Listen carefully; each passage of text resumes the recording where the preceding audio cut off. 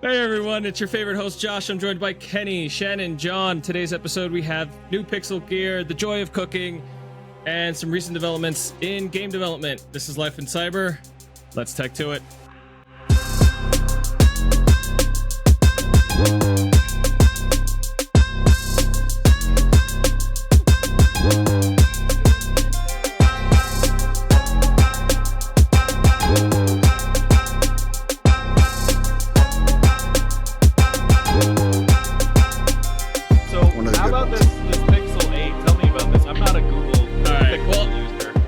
How's everybody doing today? How about we start there? Doing good? We quit those. Short and quick. Oh, that's what I thought I was doing. All right. John looks like shit. John. I had a rough day, guys. Leave me alone. I went to Denver and back today. So did I. All right, yeah. So let's just jump ahead. Tech news. All right. You ran away. Just like last week, we announced the new iPhone. Now we have a new Pixel. It's kind of like Apple, focused on software. Big upgrade with the TPU.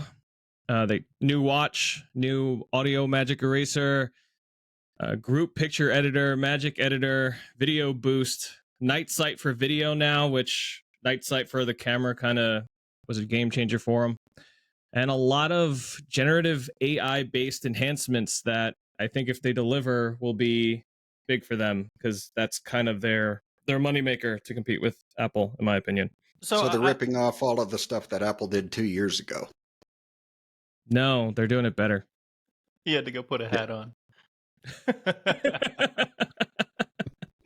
I have to ask, so I know the AI conversation is going to be kind of the highlight here, but the TPU upgrade is something that I'm curious about. Like, I know that we need like TPU 2.0 to support, like Windows 11 and stuff, and I know that that's like a huge like hardware security thing. How is the TPU upgrade like benefiting the mobile market? It's allowing them to run a lot of this stuff directly on the device rather than going to the cloud. Like early generation Pixel devices, everything was sent to the cloud, and the cloud had to do all the processing. Now it's being done locally on the phone itself. So it allows them to have certain amount of learning models, and every time they come up with a new TPU upgrade, they're also adding more and more learning models onto the CPU or onto the system directly, so that it doesn't have to hit the cloud. I know voice to text was one of the things I think with Pixel 6 where it all processed right on the phone. There was no need to go to the cloud for that. Okay, that's actually really good to hear, because I try to use like speak to text every time that I'm like commuting, and it never works. Stupid Siri. Siri's awesome. Did you make her Australian? First of all, did you make it a girl? I always make it a girl Australian. That's just a thing I do. All right, good. Does Google's have a name yet, or is it still now? It's still Google Assistant. However, they're starting to call it Google Assistant with Bard, which is now their ChatGPT name. With Bard, that's nice. Bard. It's gonna sing me a song. Just Hey Google, and it's like, ding. Yeah, pretty much. Oh, well, that's lame. Yeah, I always wish they added a name, or at least gave us the opportunity to give it a name. That way you could name it Jarvis or Jeffrey or whatever the hell you wanted to name it. I like customizable names. That's kind of nice. Like, we don't really get that as an option right now because it's like so much of a brand. But I'd really like to be able to just like name my assistant however I want, because it's my assistant. It's not yours. It's not everyone's assistant. I'm not trying to. That way Shannon can't walk in. That way Shannon can't walk into your house and say, "Hey Alexa, add tampons to my shopping list." Well, lock it down to your voice, and it won't be an issue. So I have a friend who did do voice recognition on his Google Home, and he uses it to control like his lights in his house. But for some reason, whenever we're playing together, like on Discord or something, I can always just be like, "Hey Google, turn off lamp." And it always turns it off for some reason. Like, my voice is detected as his voice, even though he has a huge, like very deep voice, which is the exact opposite of mine. But for some reason, it always picks it up and lets me do commands, and he gets so mad. So sometimes I even hooked it up to my Spotify when he wasn't home one time. And so now I could just play random music in his house, and he's still trying to figure that out. I'm so happy. That's pretty funny. I'm happy because I know the guy you're referencing. Yep. But yeah, that's pretty much it. Everything seems to be AI powered in some way, shape, or form. It's Let's see how it works 2023. out. Welcome to 2023. I love this AI buzzword, but what the heck is video boost? It's using generative AI to help boost the video. So actually boost the quality, boost the color, and kind of use what they have with the amount of light it was able to pull in and actually make enhancements on the video. I like how when I asked what something meant, you used the same word to tell me what it meant. Just don't tell my professors. So it's assuming better colors, basically. To a degree, yeah. It's basically using a lot of the same things they do for HDR on pictures and just applying it to video. So they're just trying to expand as much as possible on that aspect. All right. I will say, good for them, I guess. I like the idea of like bringing more of the processing local. That's something that I've been having a hard time like explaining to people, is just that concept of like latency. And I mean at work, right? You know, even with like folks who are doing like HPC and like cloud computing, they're like, well, why is this so slow? And I'm like, well, because you're sending it across like 85 million routers. Like anything that you process locally is always going to be faster if equivalent resources, right? So I'm a fan of that. I think that's going to definitely clear things up, especially as we see like a lot of issues like gaps in coverage, which aren't really like actively being resolved across the country. Like there's still a lot of areas that aren't being targeted. And so it'd be nice to kind of see more of this like local stuff happen while some of those other like infrastructure issues are happening societal. So that's nice. I'm a fan. It's a smart idea. Let's see how it works out. But that's pretty much it. And like I said, new watch as well, but their watch obviously isn't at the level of Apple's just yet. As far as life goes, I wanted to kind of get into cooking a little bit. I know we've spoken about this a little, maybe here, definitely offline, about the different things that we like to do, that it's soothing to us. I think some things are a little more soothing than others. I know John and I were just briefly talking about our pellet smokers, and I love my pellet smoker. I love smoking meat, as funny as I'm sure that comes off as. But I think the smoker is almost a subtle reminder to slow things down, because everything on a smoker just takes forever, but everything tastes delicious when you're done.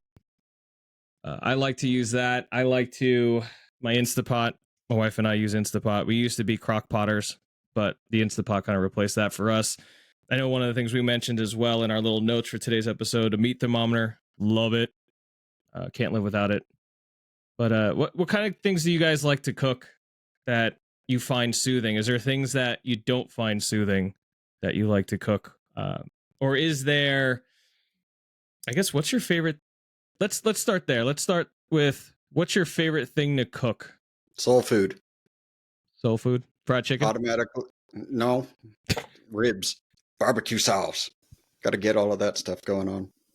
Or Italian food. Two different sides of the fat kid gene there. I think my favorite thing to cook is chicken parmesan. I just think it's fun, and it always comes out way better than I ever expect it to. Because usually when I do something that's that low effort, I'm like, yeah, whatever. But then whenever I do chicken parmesan, I'm like, oh, that didn't take any effort at all, yet I'm so happy. But I will say that the most soothing part of cooking, though, is the eating. Did you forget to feed your cat? Because She heard you were talking pizza. about food, and she's interested. I think just the method of cooking is what I like. You know, just cooking something. It doesn't matter what it is. I'm actually with John on that. Like, Mm-hmm. it's the process. Like, you have to focus on it, or else you'll like seriously hurt yourself. Which I have enough injuries in the past year to prove that. But it like gets you to stop thinking so much in your own head and just do something and focus on something that's not all the other things you're thinking about, which is nice. Sorry, John. I disagree with you guys. I hate the prep work. If I have to sit there and like mince leaves and crack garlic and all of that crap, I'm not cooking it. I think enjoying the process is what I do. Because I'll spend, 3 hours cooking a meal. And by the time I'm done, most of the time I'm not even hungry. I'm like, nah, I'm done. I'm good. Someone else eat it. I really like cooking for others for that reason. I also really like making homemade green chili. I like to get chilies from Pueblo, and I like to bring them up, and I like to try and challenge myself to do it all in fresh ingredients, and then I make giant batches and I freeze one bowl at a time and I give them out to everybody I know, and I only save one bowl for me. For me, that's one of those things where it's like sharing culture from the hometown, but also like it's like I don't know, it's kind of a nostalgic thing. Like my grandma taught me how to cook green chili, but the difference was she did most of hers with like canned ingredients so she could make it year round. And I'm like, well, this is good and all, but I want to learn how to do it with fresh ingredients so I can do it with actual Pueblo chilies instead of just, generic green chilies in a can. Not to mention those green chilies in a can are usually hatch green chilies from New Mexico, and I will fight you if you tell me that they're better. And yeah, so I've been taking that up through Denver. I've been sharing like Pueblo chili, but then also like educating people on what a slopper is. And if you don't know, look it up. They're delicious. And it's Be been careful fun looking for that me. up, please. Pueblo slopper, look that up. Don't just There look you up go. slopper. Yeah, there you go. But the to me, it's just a matter of just like sharing something that I grew up with and kind of expressing I think it's a bit of like sharing my own personal culture with all the different people in Denver, because Denver's such a diverse area to live in. So most people have never even heard of green chili before here. Shannon's so shocked by that. No, I think John's sniffing his microphone. What? Actually, it looks like he's rubbing his nose on it. Is it soft? It's so comforting. Don't eat it. Speaking Who of put cooking, Rocky Mountain oysters in the notes?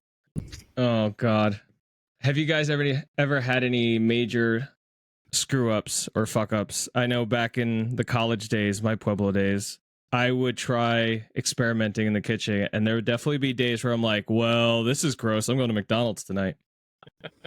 My number one fuck up was back in college days when I tried to cook out of Shannon's kitchen, who had like no spices. I think only thing he had in there was garlic salt, and that's what I had to work with. That was bad. Explains why Shannon doesn't like to cook. Actually, I'm the cook at the house. I've just evolved. You should see my spice wall. I have a wall that's just completely covered, and it's just spices. And I don't know. I think the art of cooking is what I enjoy. Spending 18 hours on a brisket, love it. I'm not really looking for the fast, quick responses. If I want a quick dinner, I'll just freaking get fast food or something. John, I'm the same way. Like, instead of a wall of spices, my fridge door is covered in magnetic jars where all the spices are like transparent. So I kind of turn that into like an artistic like gradient on the fridge. But I also have them organized by color, so that way, like, if somebody puts something back in a way that I don't like I'm gonna see it right away, and I'm gonna know, and I'm gonna get on them. But I also have everything labeled. I'm like hyper meticulous on the organization of my kitchen. But it's to me, it's again, it is kind of the process. Like I love just kind of like get disconnecting, thinking about it, and then I like just like it kind of satisfies that like analytical side of me where I can like sit down and try to like size a recipe accordingly, right? Or try to figure out how to write my own when I'm like, I've got something that works. Like, how much is this actually? And if somebody wants to like figure out what a serving is for a single person, like, what does that mean? Like, it kind of satisfies that little like math itch that I have sometimes, which, sorry if that's too nerdy, but. No. I actually, that makes me think of something. So when you're cooking, do you actually like measure everything out, or do you just like to use feeling? I do Only both. while baking. Baking, I feel like it's more necessary to measure. But with cooking, I feel like I could use a little more salt, a little more barbecue seasoning. I like to play around with it. Kind of go with the gut feeling. I tend to overdo that, though, with peppers and red chilies and green chilies, and then the kids won't eat it because it's too spicy, and I'm like, it's just right. That's something that I had to do when I had younger children around was, you had to make the dish, and then Dad would make his bowl and docker it up some more because I wanted spice, right? I'm the same way. Although I think there are certain things that I'll do. It depends on how experienced I am with the dish. Like if I'm trying something new, I'm going to measure it all out. But if it's like, like my green chili or whatever, like, yes, I've got a fully measured recipe that I put together that I'll share with anyone so that they can replicate it. But that's not for me. For me, I'm like, I've got it all memorized on what it looks like at this point, and I just do that. And then I can tell like certain things. Like I'd say there are certain spices that I know really well, like cumin. I'm very like experienced with, and I can tell you like this is how much that I need for this flavor profile or whatever. But I'm not super experienced with every spice, right? So if I'm using like garam masala, for example, like hell no, I'm measuring that. I have no idea what I'm doing with that. I love that shit. Whatever it says, like quadruple it. That's just it. That's how I am with garlic. Although back to your mistake idea, like I actually, so I want to say like 10-ish years ago, I was dating a girl and I went over to her house and I was making chicken parm and we wanted to make garlic bread. We were out of garlic powder and we didn't have fresh garlic. And I was like, yeah, garlic salt's close enough. That's fine. And I throw it in. I swear to God, she broke up with me after that because of that mistake. Like that relationship did not last much longer than that. And she completely lost interest in me after that screw up. So I'm like, well, I Salt kinda lick, deserve wasn't that, it? It was a salt lick after you were done, wasn't it? Yeah, you don't like a salt lick? Like if it's enough for a moose, it's enough for Ugh. me, man. It's kind of fun. I'm going to throw the wife under the bus on this one, so hopefully she hasn't listened to it. When I first met her, my wife was the worst cook known to man. I'm sorry to say, she really was. And one day I came home and she was trying to cook something, trying to be nice. And she gives me this piece of chicken she cooked. And I was like, first thing I did was like, okay, is it cooked all the way through? It truly was cooked all the way through. I took a bite. What did you season this with? She goes, nothing. It was just plain chicken. I was like, where's that barbecue sauce? I'm going to slather this. From then on out, she's never done that twice, so I'll have to give her credit. She's better now. Was she trying to imply that you needed to lose weight?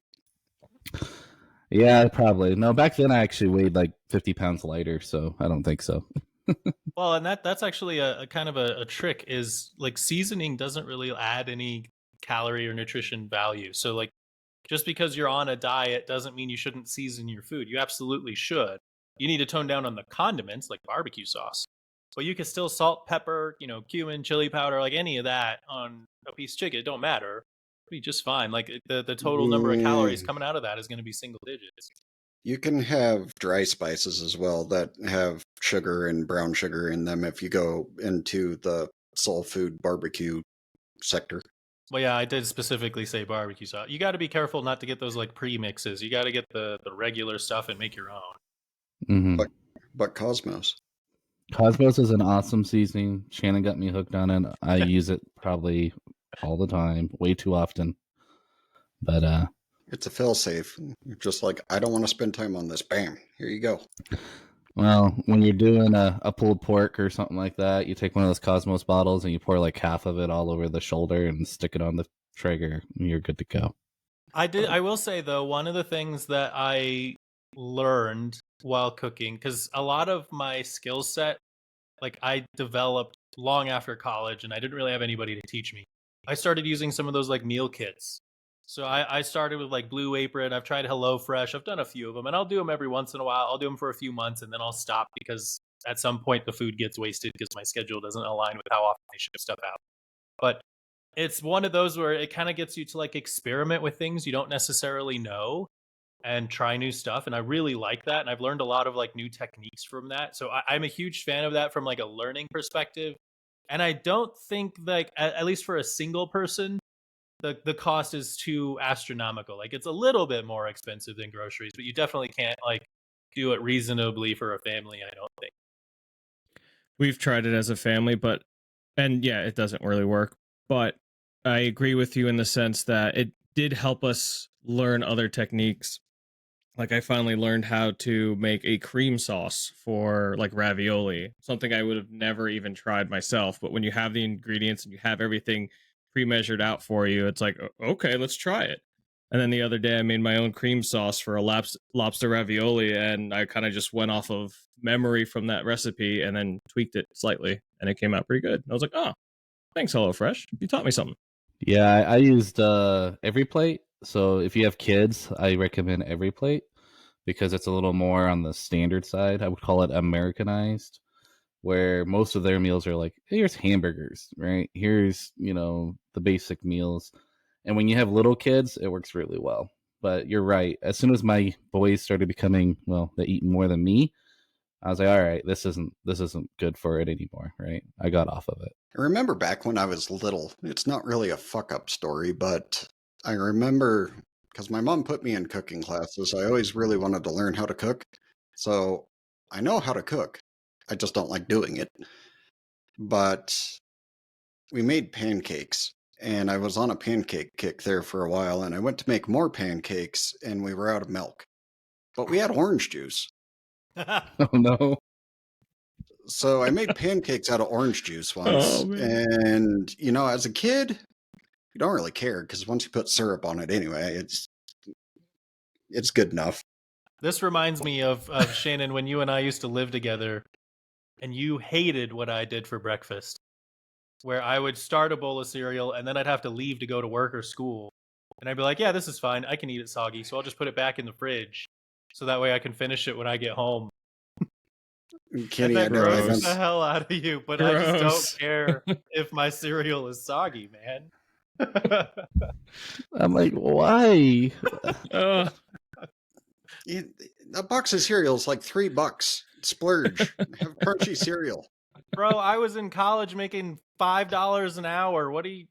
That's 45 minutes of work for that bowl of cereal, man. Yeah, we worked at the same place.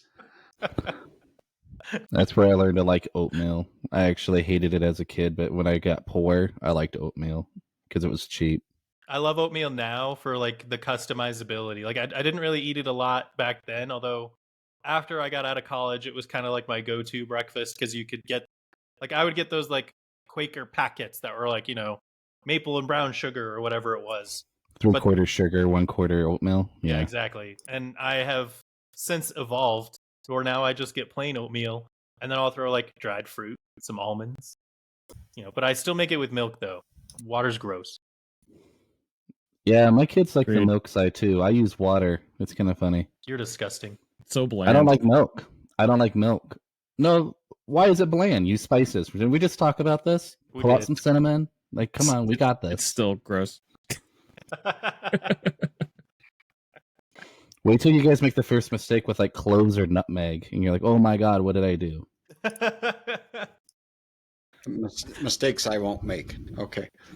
You know what else? See, I don't even measure when I bake. I'm one of those portion guys, right? So like, oh, I'm making cake. I know what portions to put things in. That's all I do. And do you know where I learned that from? Good Eats, Alton Brown. I love him. Like that's what he does. He doesn't measure. He just says, hey, everything's based on portions. A third this, a quarter this, whatever. And then by the time you're done, you're good. Do you guys watch any like cooking YouTubers or streamers or anything like that? Like, who do you like? I like Dylan. Never heard of Dylan. Who's Dylan? What is that guy's name? I just shared a video. He has like a whole YouTube channel where all he does is he makes recipes from like the Great Depression and the random crap that they had available to him during the Great Depression. Creative. And he entertains the hell out of me. Allie hates him, but let me see if I can find this guy. Yeah. Well, I got into a few different guys. Actually, I think it was a Facebook short that introduced me to Uncle Roger. The man is hilarious, and he's not a cook. He's a comedian. He is a comedian. He critiques people on cooking. Yes, he does. But it got me into watching other guys like Nick DiGiovanni or whatever the hell his last name is, who used to be on MasterChef. Jeff Gordon, Guga Foods, Max the Meat Guy, a bunch of different guys that he kind of has worked with, Joshua Wiseman.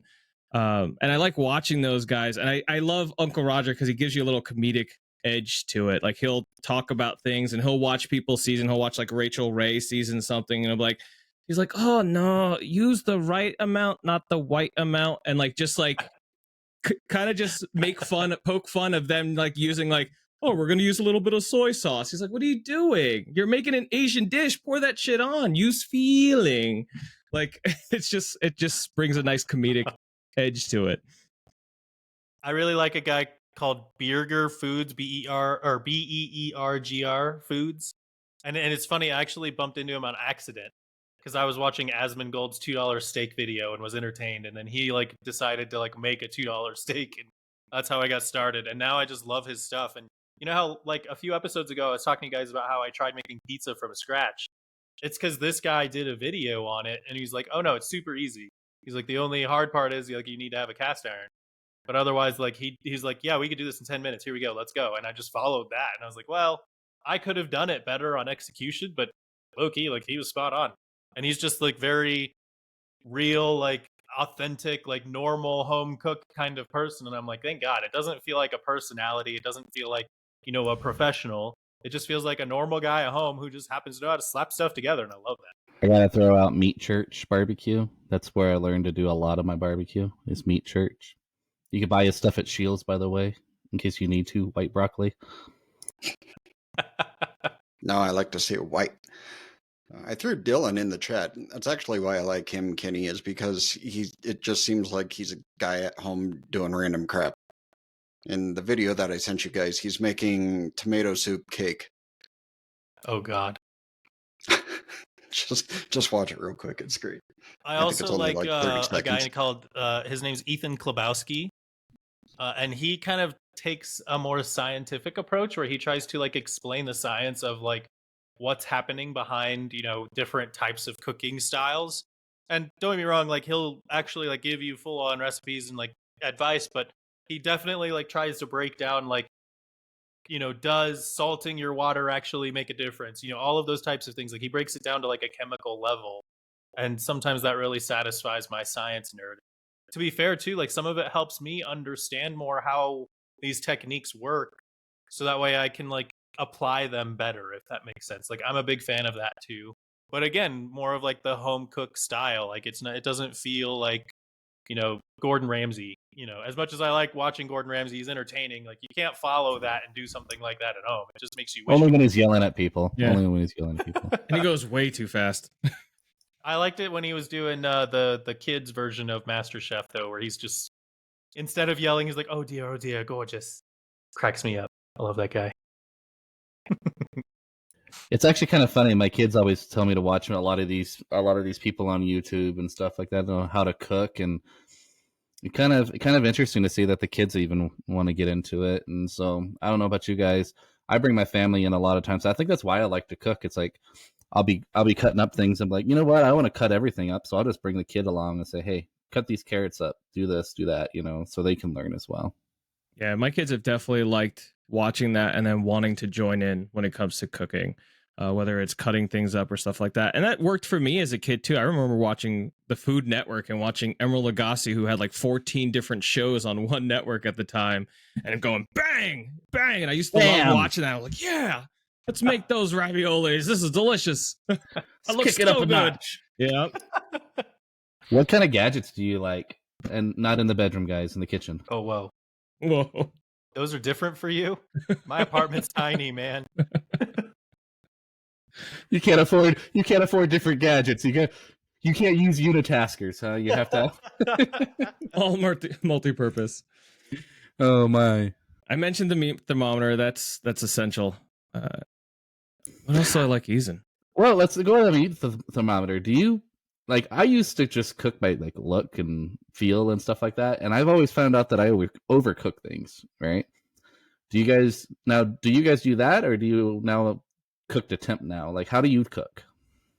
I always sucked at trying to like look and feel on, especially like chicken or anything like that, as far as cooking goes. Like I would always undercook chicken and overcook everything else.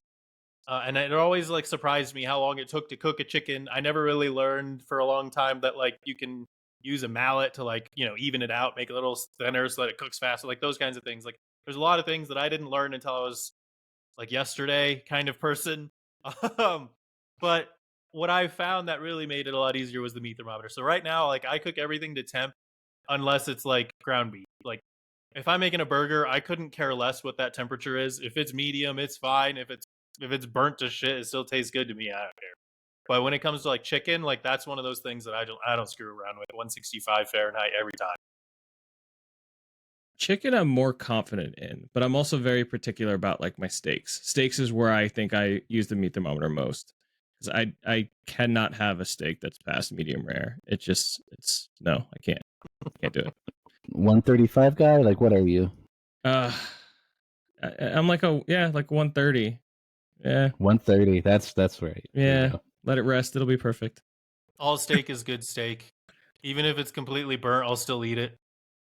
I want to take Kenny to a grocery store and be like, here's a steak, eat up. And I'll just watch him just gnaw into a raw steak. I'll do it like Gollum with the fish. Raw and Wriggling. squishy. All right, Shannon, we know you like to grill. How do you cook?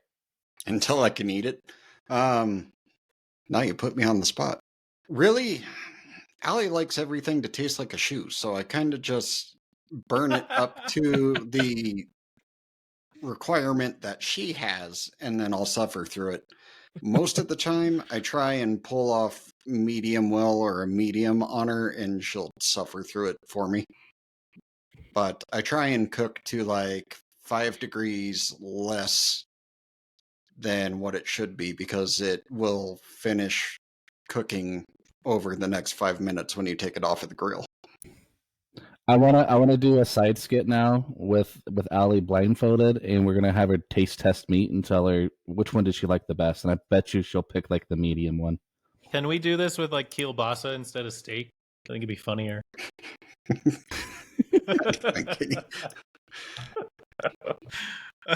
She doesn't like sausage. That's disappointing. It is. Do you do the meat thermometer, Shannon? I know you were talking about wanting a wireless one. I don't know if you have one now, but do you just like the idea of one, or do you actively use one and want to upgrade? Like, I had the wireless one. I forget what brand it was. ThermPro, I believe.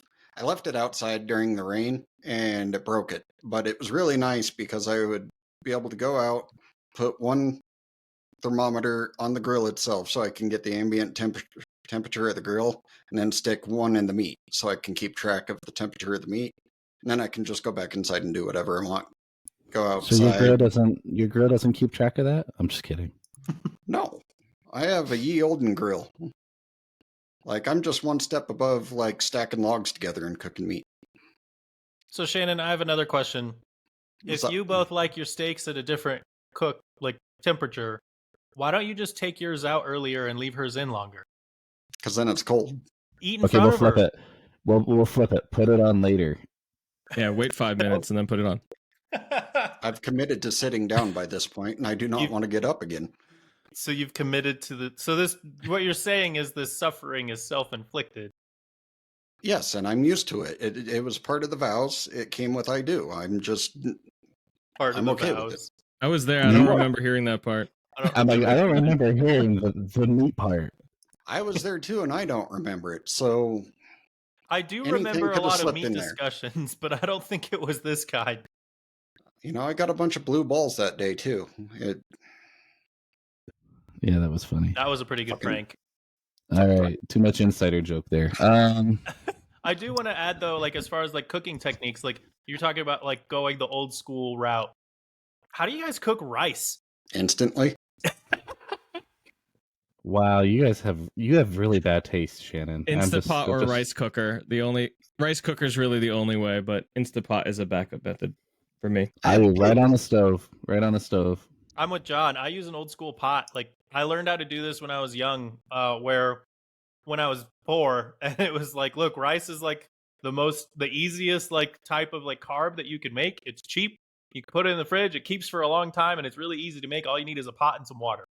And so I learned how to do it pretty easy, and I never once have used a rice cooker or anything like that, and I just don't see the reason to have one.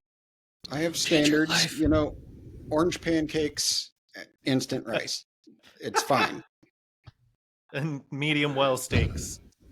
But I've also learned some tricks. Like on ribs, if you want baby back ribs really quick, what you can do is you can put them in the Instant Pot, and then right before they're done, pull them out and set your grill on, get it as hot as you can, and then just sear it on both sides with barbecue sauce and bring it in.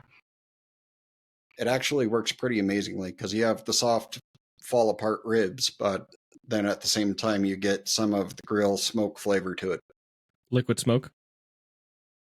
Oh God, If I had it, I would can't try handle it, liquid but smoke. It's way too strong.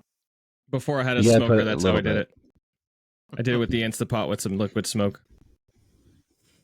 And by the way, rice is really easy to do. It's 1-to-2 ratio. Mhm. Put it on the stove, bring it to a boil. As soon as it boils, bring it down to low and just let it cook for 15-20 minutes. It's done. You got to remember to rinse the rice first, and then let it soak a little. I If guess you don't want to have rinse, you don't have to rinse. No, or it in just, a it quick doesn't. 90 seconds, you could get a whole damn pouch of it. Tastes You know the really exactly nice the thing same. though, when you're making your own rice, is you can season it, which I don't think Shannon's ever heard of. I don't think he seasons his rice. No. No, you take the instant rice out, you put a dollop of butter into it, and then season it however you want to, and then you shove it in the kid's face, and they're like, butter and carbs. Did you know that there's more than one type of rice, Shannon? An instant is not a type of rice; it's a style of cooking. Yeah, but there's the It's white already been rice, parboiled, is why. there's the whole grain rice. You know, there's like Sometimes you brown Jasmine. rice, there's like Jasmine rice, get the rice with the quinoa. basmati rice, like Basmati. If you love want to make that. Indian dishes, absolutely. All right. I don't want to put Shannon on here too long. You're right though. The Instapot. I actually fought the Instapot for years. I didn't want an Instapot in my house, and someone bought one for me for Christmas. And I don't make beans any other way now. I'll buy dry beans and I use the Instapot. It's so much easier. I'm like Josh with the Instant Pot. Like I used to be a huge crock pot person, and then my crock pot died, and I was like, well, what do I do now? And then I have a thing with my kitchen. Like I'm used to living in small apartments, so I'm trying to like maximize the efficiency of my counter space. That's why I do magnetic jars for spices instead of spice rack. But when I was thinking about the slow cooker, I was like, well, what do I use this for? And I heard about the Instant Pot, and I was like, this thing serves a lot of different purposes all at once. Like that's going to maximize my counter space a lot. And I've been a big fan of it. Like I don't really use it for the pressure cooker all the time. I use it more as a slow cooker a lot, but it's still great. I like being able to like saute like onions and stuff in it before I actually pour in the rest of the ingredients. Like it's nice that I don't have to use a separate pan for that. I love it, but at the same time, does anybody else hate to clean the damn thing? I just throw it in a dishwasher. It's just dishwasher. It's real easy. I just, especially if you use the rack. I hate using the rack, I guess. I hate washing the rack. I don't think I've ever used the rack, which is funny because, like, if I want to cook, like, if I want to steam vegetables, I actually do use the Instapot. You set it to steam, you set it to 0 minutes, put it all in there, and as soon as it hits pressure, release the pressure, and your vegetables are perfectly steamed every time. I'm like, I've fallen in love with the Instapot. They make 5-minute bags of steamed vegetables too. You can just throw them right in your microwave. Oh my god! Throw them in the microwave.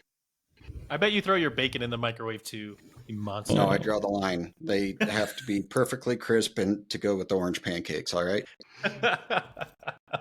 Get the fuck out of here. Microwave bacon. What do you guys think about air fryers? Have one of those too. I used to have one, but I don't have one anymore. I go through one a year because I use it so What? often. How? So, You know how many chicken nuggets I make on a day? okay, Dino Nuggets, Kenny, damn. Dino Yes, 50 nuggets. kid. Knowing that you have like 12 children and each child is going to eat at least 18 nuggets a day. I if make a that's their bunch of only stuff in there. Hot dogs air fry pretty damn well. There's a few different things we like to throw in there. Your fancy convection oven that's on the counter, really? I mean, that's all I think. That's all an air fryer is. Yeah. I think it's worthless. You're worthless. Have you ever seen the Ninja Foodie? I have one. Oh my It- god, guys! It can be a grill. It can be an air fryer. It can be a microwave, probably. It's amazing. It's a 6-in-1, guys. I'm looking at it right now. Yeah, Okay, look I at all don't have the. a Ninja Foodie. I'm looking now. I have a Ninja air fryer. Yeah, I have a Ninja Foodie. I cooked a turkey in that damn thing. My That's problem impressive. with the air fryer is the way that it pushes out like any like smoke or heat or anything. It always sets off my smoke alarm. Well, it doesn't have anywhere to go. It's just circulating the air in your house. Right. And I don't always want to have to like open my windows, man. I live in a small apartment, so that's a downside.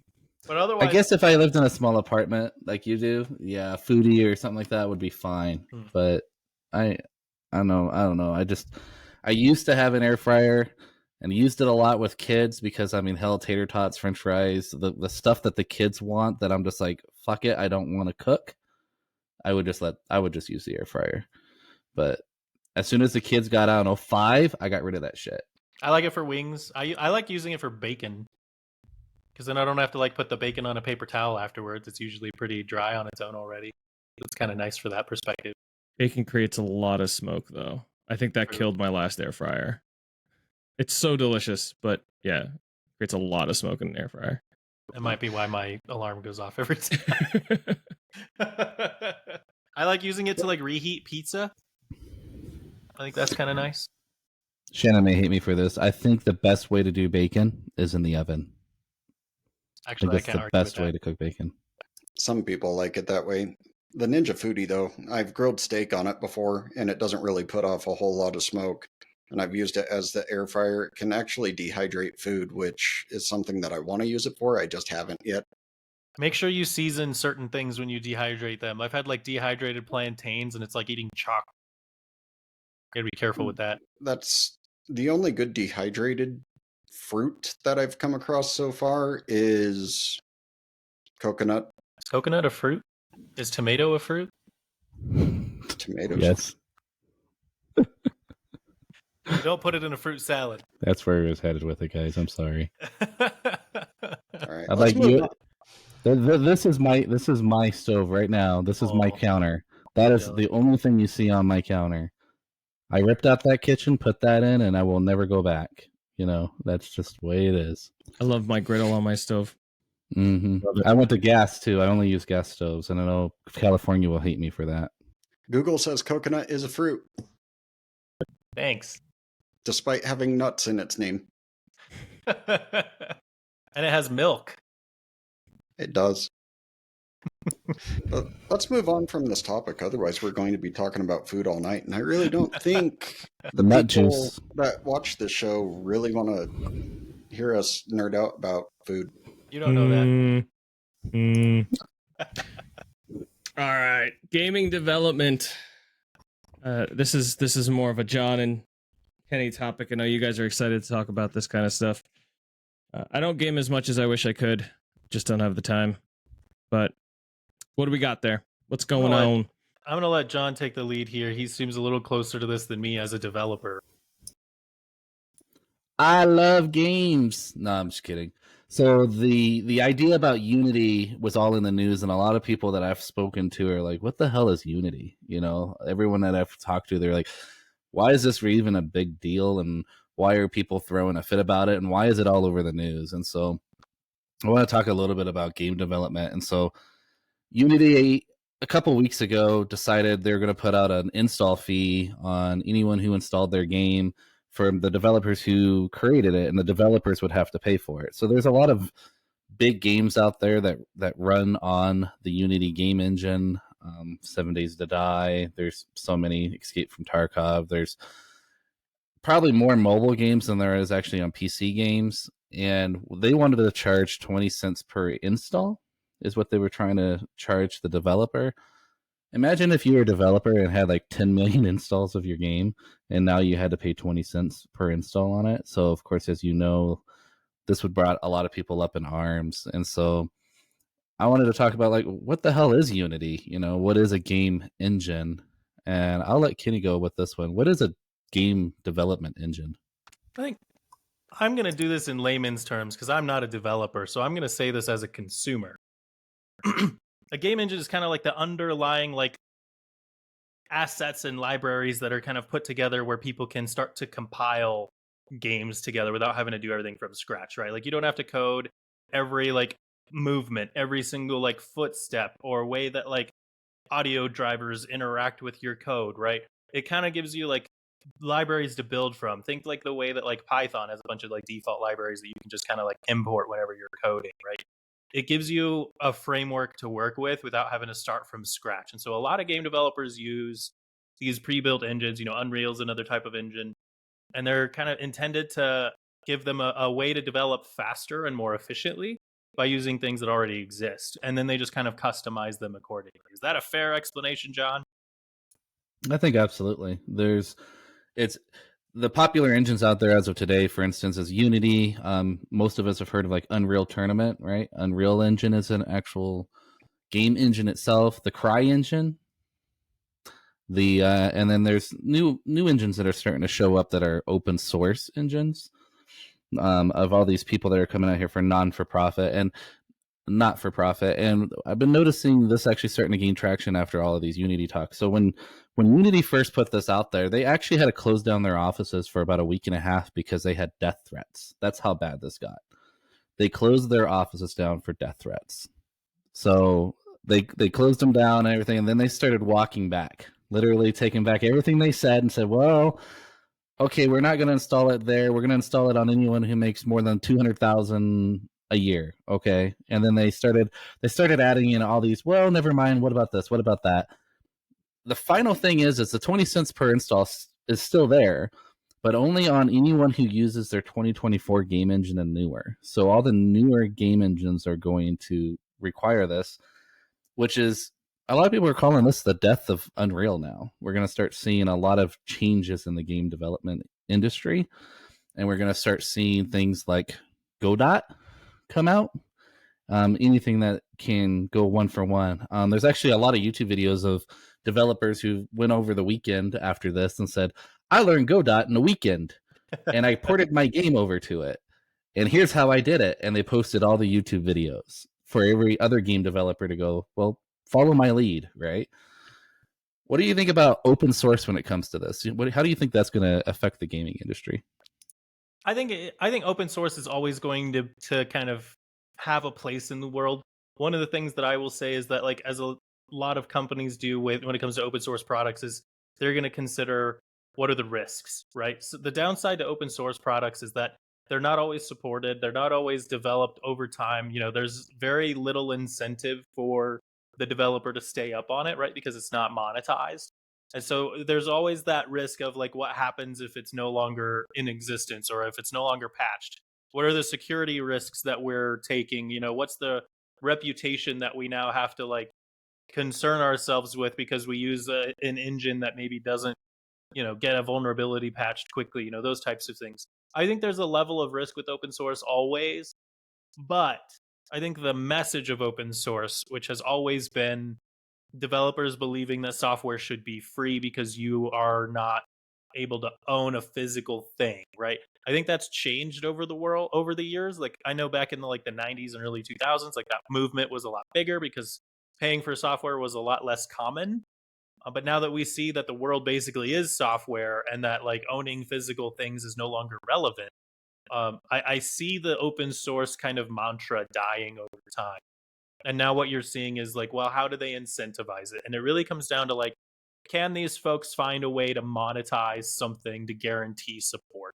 And that's where you start to see business models like ad revenue, etc. So it really kind of depends, is where I'm at. And I don't know enough about Godot. I know it exists, but it's one of those where it's like, to me, this was a brand new topic to me, and, like, just in the last couple of weeks, like, knowing what's going on with Unity, knowing that the future of Unity is a huge question mark now, and knowing that the CEO is the same CEO that kind of drove EA into the ground, there's a strong likelihood that this ain't going to last, and it's not going to go well for them, right? People are going to flock to another product. Because as developers, like, I know that 20 cents per install doesn't sound like a lot until you start to hear about, well, what about when it's pirated? What about an indie developer who just happened to go viral? What about multiple installs? What about QA testing? What about all of this stuff? Like, what about someone who bought it once on their Steam account and then they install it on, like, 85 devices because they go to, like, cafes or they switch computers a lot or whatever it is? Like, there's a lot of instances where, like, doing a runtime fee can really kind of backfire, and a lot of people were super concerned about that, and they weren't really addressed very well. And seeing them backpedal and say, well, we're not going to do it, retroactively. Okay, that's kind of nice. That gets people to, like, not delist their games today, but that's still going to get them to choose a different engine tomorrow. And I think Unreal will be high on the list depending on how they're managing it. I think Godot will be high on the list. And I think what we'll probably see is kind of a new generation of engines come out. And maybe what some companies do, especially like AAA ones, they'll just make their own. Yeah, totally agree. So they go the open source route. Eventually, it's going to reach a point that extended support is going to be needed. New features are going to need to be added. How are they going to get that funding to do the research into the open source to get those new features and to fix security updates? Are they going to crowdfund it, or are they going to rely on ad revenue to bring it up?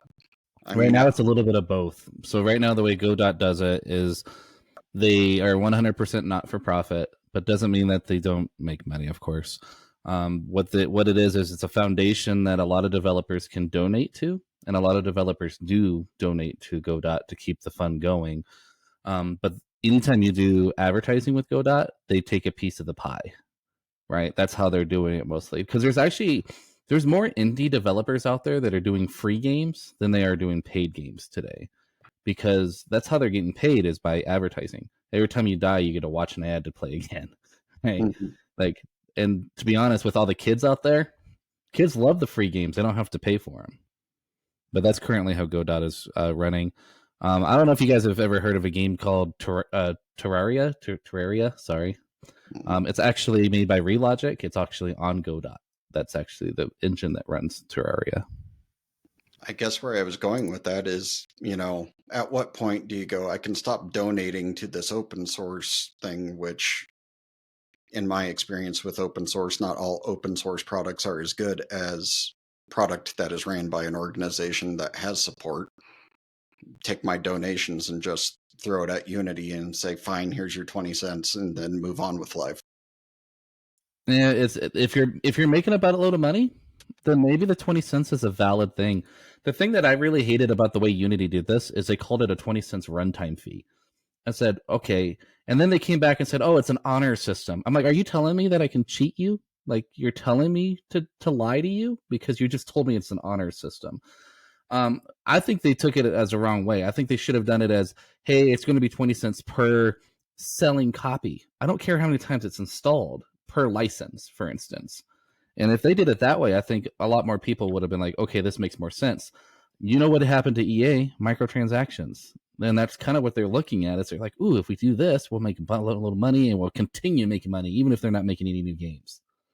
That's kind of how EA went, and all of us, I hate EA for that same reason right now. Well, and I think that brings the next question up, which is, how do game engines make their money now? And that is a cost sharing model, right? Like right now it is like per license sold, like per copy sold, how much, they share some of that revenue, right? That's how it exists currently. And this is just one of those grasps by a crazy, in my opinion, CEO to try to increase the amount of money that you can make from this. And microtransactions was one of those methods, right? The free to play model was like, okay, well, what if we start offering skins, or, what if we start offering like cosmetics and we change how much it costs, right? Let's start with something like 99 cents so that somebody thinks, oh, yeah, that's reasonable. That's a deal. And then they'll say, okay, well, the next one is $99. And then we're going to let you see that for about 30 days. And then we're going to offer a discount for $7 and try to make you think it's a good deal. Right. And there's a lot of those things where they just do these different tactics. But the amount of money that it costs them to create this content is close to nothing. It's very simple. And they're charging astronomical amounts of money to try to like get the culture of the gaming industry to start accepting this, because they saw it work in Asia. They saw it work in like Japan and Korea before they ever brought it stateside. And they're taking the same mentality here. It's all psychology, and they're just applying more and more to try and like squeeze more money out of the players. Yeah, and Blizzard did this. RuneScape did this. You saw these free to play games, and they found out that only like 6% of the people out there, like in WoW and World of Warcraft, were buying these add-ons. But 6% of the people doing it is bringing in more money than they made on subscriptions. So they were just like, it was worth it. There's people who have this funds that they get to sit there and just buy every skin that comes out just because they can and they want it, so they can tout to their friends that they own that skin. Well, and the other part of this like Unity drama that I thought was really funny was how they backpedaled at one point saying, well, it's not going to be the developers paying that, it's going to be the distributors, right? So they were saying it'd be like, Xbox or Nintendo or Steam or whomever.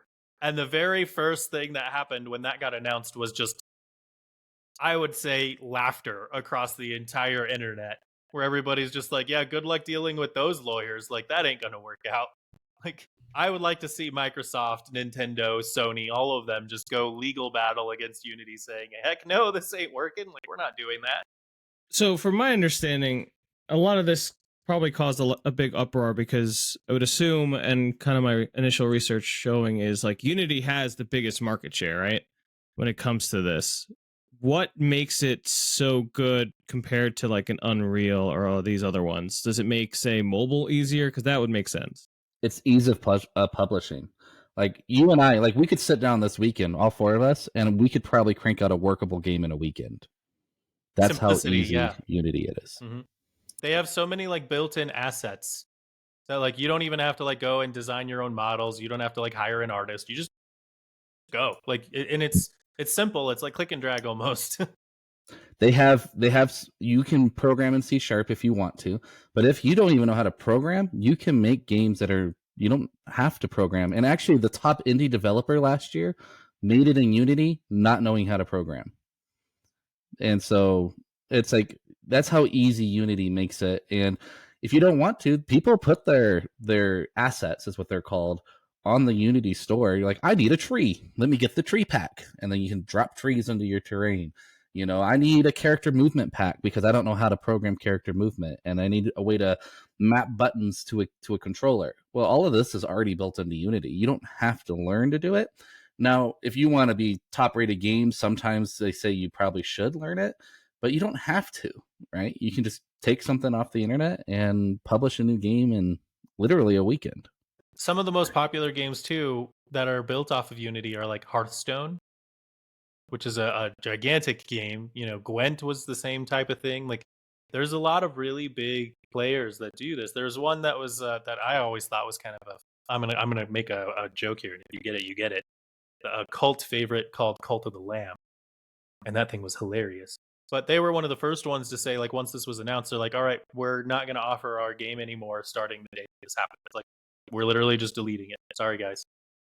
You know, and there were a lot of people who were threatening to just take their games down because they're like, I can't afford this cost model. Like, you know, we already made our money. We've already moved on to the next thing. You know, we can't go back and like back pay. And that's where like a lot of this back pay. But yeah, I think Unity in and of itself is going to lose a lot of market share. I do believe they're a publicly traded company, so I'm really interested to kind of see how their stock reacts. I know it tanked when the announcement first happened, and if you actually pay attention, there was a lot of people who like dumped stocks before it happened. So people that worked there, so legal stuff maybe, but also like if you pay attention, let's see kind of how they rebound. Like I think one of the things that we were all expecting watching all of this was, hey, maybe that CEO is going to be canned because like investors are looking at this as a bad move. But normally, whenever you see someone come through and like try to hyper monetize something like this, stocks actually react positively because at the end of the day, like investors don't care what the consumers think; they care how much money they're going to. And if this is a thing where like, you know, think of like Netflix locking down their password sharing, right? That was something where Netflix calculated that very carefully, where they're like, we're going to lose this many customers from it, but we're going to make this much more money because we're locking things down. Their stocks are doing just fine. Yeah, they actually ended up seeing a positive trend now. They have more subscribers like Netflix. Mm-hmm. Have you guys heard of a game called Among Us? Yep. Yes. Okay, that's Unity. They made that in 2005 on Unity, back in the very beginning version of Unity, and no one really paid us like 2 cents at, you know, take a look at Among Us. But as soon as they put Among Us into Unity, Unity allows them to cross-platform it. In one program, now they can run it on mobile, they can run it on Xbox, they can run it on PlayStation, and it exports it all for them and publishes it all for them to the point that it got popular like overnight, didn't it? Like everybody was playing that stupid game. That was actually one that was a good example of like why retroactive charging can be a pain. Like they developed that game like 20 years ago, but it didn't really kick off until the streamer community picked it up and started doing it as like collaborations, right? And then all of a sudden everybody's like, wait, all the streamers can play together. Let's watch them interact, you know, and it became drama and interesting, right? And then it just picked up from there. Then all the friend groups wanted to do it. Like it kind of went viral from that perspective. I'm not sure it was the cross-platform stuff that made it explode. I think it was the publicity. Publicity, but even my kids still play it on their cell phone. Oh, yeah. You know, I thought it's the free. cross-platform came after the fact that after it exploded. It was very shortly after, but I would guess that that's what the company decided to do with their newfound money out of nowhere, right? Right. They made a lot of money off of this because although it's free, you could pay for skins and merchandise. So many people wanted little plushies of, you know, and it just ended up being so popular that they make a ton of money. But anyway, that's pretty good much what happened with Unity, and we were kind of interested to see what's going to happen with game engines and the industry as a whole. But there's a lot of cool new releases coming out, and I know, Shannon, you've been looking for this one, and you've mentioned it like 3 times, but we've kind of ignored you every time. What game are you looking forward to? I am looking forward to The Last Ronin, which is the story arc from Teenage Mutant Ninja Turtles to where all of the turtles die except for one. And it follows the comic books from 2020, I think. And basically, all of them get offed, and The Last Ronin is Michelangelo, who one wouldn't really see coming because he tends to be the goofy one in the canon. So I'm really excited for that game. There's also a Wolverine game that started getting developed, I believe, in 2021. And there was a teaser trailer for it and then nothing. But the rumor mill is starting to turn out that it could be getting released early 2024. So are these single player games? Like, where can you play these? There's really not a lot of information out about them yet. There's just, they're going to be made. There's rumors that Red Dead 3 is going to be coming out. They're already talking about GTA 6, which entertains me because that's been in talks for like 50 years now. I'll believe it when I see Half-Life 3. Half-Life in VR is pretty fun. I've been looking forward to Cyberpunk Phantom Liberty. Like, I know that Cyberpunk 2077 got a lot of flack when it was first released. I played it about a year after release, and it was still kind of wonky, but I loved that game. I was very entertained by it. I had my complaints. There were things about it. It wasn't perfect, but gosh, was it fun. And I know that they just released a massive 2.0 update. They've changed a lot of the way how things work, so it's not even the same game that I played anymore. Phantom Liberty added new content, added Idris Elba, which honestly, Idris Elba as a character is just enough for me to go swoon, so I'm into it. But I plan on playing that game soon, but I'm still hung up on Baldur's Gate, man. I'm like 200 hours in, and I still haven't beaten it. Yeah, I played a little bit of Cyberpunk. The only thing I don't like, again, it's just the publisher, is how buggy the game is. I've come across so many bugs in Cyberpunk to the point where it crashes, you fall through the maps, you glitch through things, light reflection problems. But then there's other times where you turn a corner and you're like, oh my god, this game is beautiful. So I don't know. Sometimes you can play a game that's going to be fun over that, right?